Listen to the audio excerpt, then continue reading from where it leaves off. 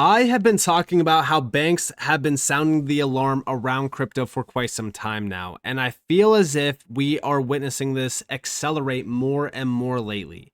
We know that stablecoins are becoming a massive piece of not just crypto, but really the entire financial system. And during this time, the big banks, the big organizations, they are all aware of this and they want to get on board the train before it fully leaves. And the thing about that is, I really do think that the train has already left the station. We're just at the first major stop.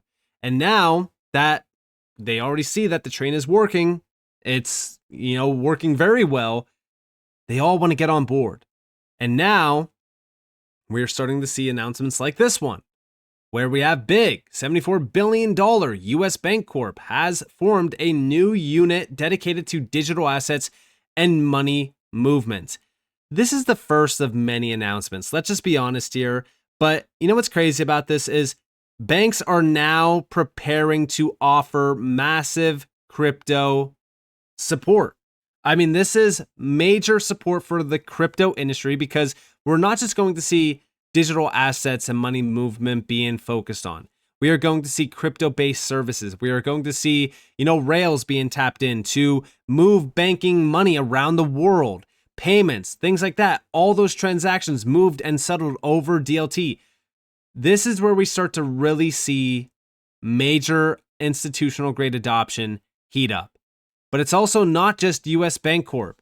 For an example, Spain's biggest bank, Santander, has launched crypto trading for retail clients. By the way, a lot of these big banks that are announcing all of these big moves, a lot of them have a ton of connections back to Ripple. But this is another big move. And again, a lot of these major moves happening around banks, it's kind of based around crypto trading and crypto services. They don't really give us a full intent on what they plan to do with crypto or anything like that. But the fact that we are starting to see crypto services launching around these big banks and their clients, this is just the beginning, in my opinion. We are going to see these big banks launch tokenization services, most likely incorporate stablecoins into their business model. This is just the beginning phase. Now, also, we have PNC Bank, which if you guys do know, yes, PNC, Santander as well, and I'm pretty sure US Bank Corp, all three of these have been speculated on being Ripple partners in the past, especially PNC. We know PNC was on Ripple's website, Santander as well. But this is $410 billion PNC Bank partners with Coinbase to offer crypto services. Again, it's all based around crypto services. The best part about this is leading to mass adoption. If you think about it, right? A lot of people will say, oh, how is this going to lead to mass adoption? Well, if you are a typical retail investor that hasn't touched crypto at all, you don't know anything about crypto, and all of a sudden, maybe you bank with PNC, maybe you bank with Santander, maybe you bank with, any of these big banks offering crypto services, all of a sudden, it's available in your banking app. Now you don't have to touch any of these sketchy exchanges. Now you don't have to, learn about how you can buy and sell crypto on these exchanges. Now you can just tap into, crypto services through your banking app. So it provides that trust, that security that everyone really wants when it comes back to entering the crypto market. So these big banks that are offering all of these crypto-based services, that's going to lead to all of their customers tapping into crypto, buying, selling, trading. This is a very significant move. Now, on top of that, Bank of England. We just witnessed a huge move around Bank of England lifting stablecoin holding limits once digital assets no longer threaten the economy, calling the restrictions temporary. Now, of course, when it comes to these big banks looking into stablecoins, they're always going to say that, oh, it's a threat to the economy. The reason why is because it's a threat to their business model. We know that stablecoins are only growing more and more and more, and I actually love to see these big banks, these central banks, or any big institutional player feel threatened by crypto. If it is stablecoins or just crypto itself, it doesn't matter. I love to see the fact that they are threatened by it because it proves and it shows how efficient and how disruptive the tech actually is. Now, talking more so about that, we also have Citi. So Citi is targeting 2026 launch for crypto custody service as Wall Street dives deeper into digital assets. Now, this is alongside other big players like JP Morgan and even Bank of America that are exploring stablecoins. So at a time where the UK might be a little bit more hostile towards stablecoins and towards crypto, all of the big US banks, the biggest banks, are now tapping in to stablecoins. And this is all because of the regulatory environment. So just imagine what happens in the UK. Just imagine what happens around the world in all of these other areas. We are going to see a flood of banks into crypto, especially even around stablecoins. Now, we also have a video regarding JP Morgan saying that they will allow clients to trade crypto, and they are exploring custody options. Check this out. This is from Subjective Views. Listen closely.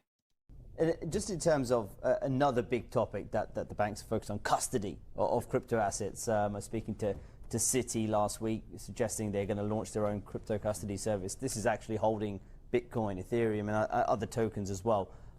When it comes to how you're approaching digital assets, how big a topic is custody right now? Is it something that you're looking to launch as well? From a JP Morgan side, I don't think that's in the near-term horizon for us. I think Jamie was pretty clear at Investor Day that we're going to be involved in the trading of that, but custody isn't on the table at the moment. There's a lot of questions around our own risk appetite of how far we want to go down that path from trading and other sides of it, and then custody, I guess, would follow.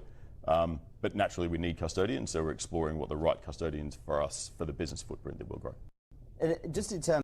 And of course, this is the biggest bank in the world addressing that they will allow clients to trade crypto, and they are exploring custody options. They also launched a tokenized deposit token, JPMD. We are witnessing the big banks sounding the alarm. And of course, yes, we also have Japan's top banks. This includes Mitsubishi UFJ, also SMFG, and Mizuho. I hope that I'm saying that name correctly. They will issue stablecoins from commercial applications. We are witnessing every single major bank. It doesn't matter if it's US. It doesn't matter if it's outside of the US. They are all looking into crypto and stablecoins. They want to get on board the train. Now, this is also at the same exact time that the IMF managing director, Kristalina Georgieva, she is saying that you have to accept reality. Fiat money is moving digital. Again, this is a massive statement. This is a massive confirmation of what's to come. This is also giving us the fact that, guess what? These big organizations that were extremely hostile towards crypto in the past, because the IMF has always been critical on crypto, they are now flipping bullish. They are now telling us that this is happening and you have to accept it. Listen closely. But generally, you tell them to embrace it? I'm telling countries, accept reality. Fiat money is moving digital. The developments in crypto, both unbacked and backed, they're happening with exponential speed. So yeah, you can try to lock your country away from this. Good luck with it. So yes, I'm telling my members, understand it and then decide for yourself how you're going to operate in this world. But do not close your eyes to reality. And yeah, that's because reality is starting to hit in a big way. What's crazy about this is we know that fiat money is moving digital. How do we know? Well, it's because stablecoins are growing rapidly. We now have a monthly transfer volume of almost $4 trillion. The market cap around stablecoins continues to grow. The holders are nearing 200 million. The monthly active addresses nearing 30 million. This is insane. This is what the transfer volume looks like on the monthly, by the way. We are almost at some of these additional peaks here. Again, stablecoins are only continuing to grow more and more and more. And yes, we are 100% focused on all stablecoins, not just RLUSD. However, we need to spotlight the fact that RLUSD just continues to grow. This is up to 874 million, up almost 20% in the last 30 days. And also monthly transfer volume, 6.5 plus billion, up 90 plus % in the last 30 days. We are witnessing the big shift. And also, by the way, don't forget that the IMF has significant connections back to Ripple. They always had these major connections. Like, for an example, the IMF has this is part of Ripple's original PDF file. This is regulatory and policy engagement. This is ongoing engagement with 40 plus regulators. Also, yes, the Bank of England is one of them. The Saudi Arabian Monetary Policy is another one, or just Monetary Authority. Also, Federal Reserve Faster Payments Council, that's a big one.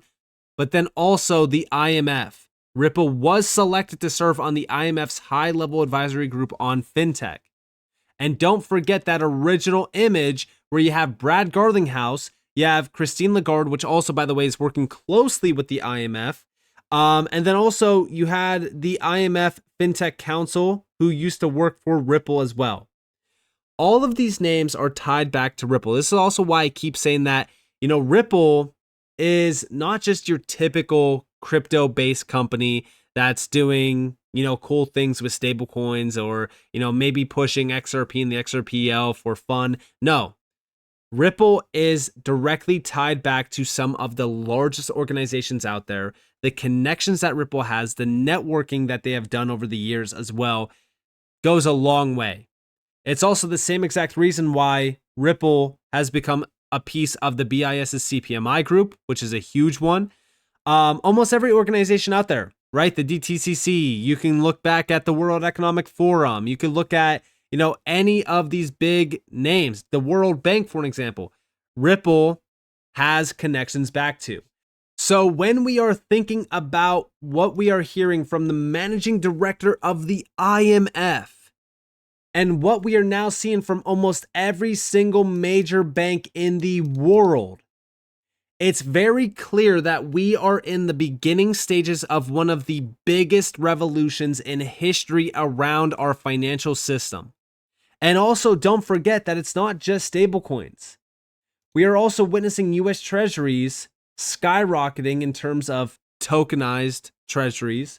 Also, when it comes back to stablecoins, I also want to mention that, US treasuries and US debt is all tied back to stablecoins, which supports the US dollar, which is also why every government out there is also looking at stablecoins, but the US government specifically is starting to support stablecoins in a huge way, and they are voicing their opinion because, again, they know that stablecoins are becoming a crucial piece of the US system.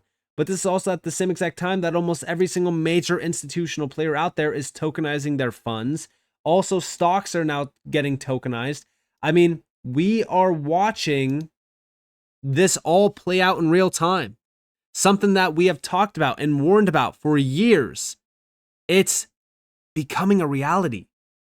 And every big name, from the central banks to the central bank organizations, they're all telling you to don't blink and make sure that you are facing reality right now. Which reality is the fact that, yes, fiat is being replaced by digital-based fiat, aka stablecoins. And this is going to support tokenization at scale. This is going to support, DLT becoming the rails of the financial system.